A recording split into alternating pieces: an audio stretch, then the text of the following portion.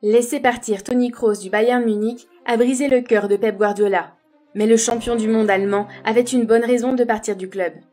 Il n'y avait pas de retour en arrière. Un abandon qui a privé Guardiola de l'un de ses joueurs préférés. Et cette décision impliquait directement l'entraîneur. Jo crec que és un animal competitiu, el Toni.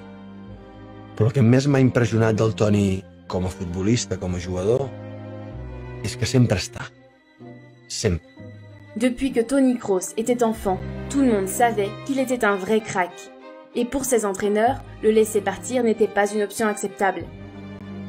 Quand on pense qu'en 2007, quand Kroos avait tout juste 17 ans, la grande star allemande Franz Beckenbauer disait déjà « Le 10, il faut avoir un œil sur le 10, il va être un phénomène ».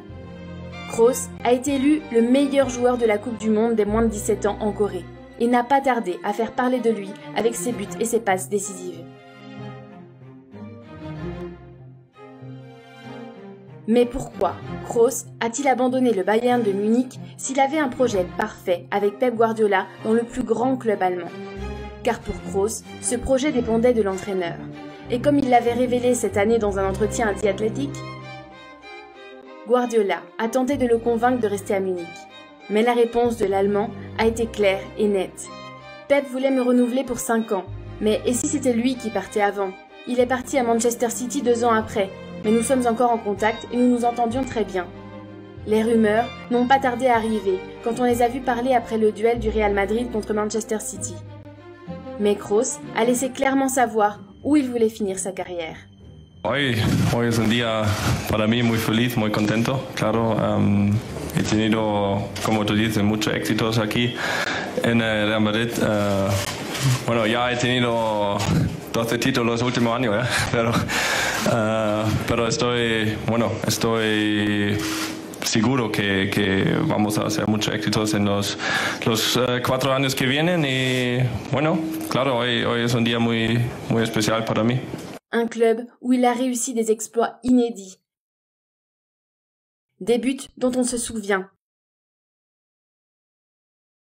Et des tirs inoubliables. Il a gagné l'affection énorme de toutes les personnes qui ont passé du temps avec lui.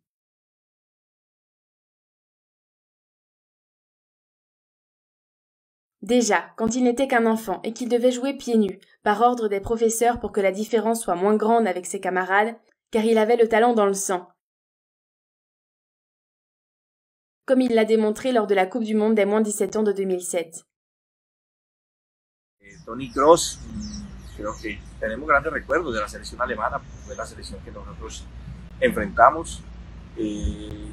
Tenía un jugador con la camisa número 10 en su momento.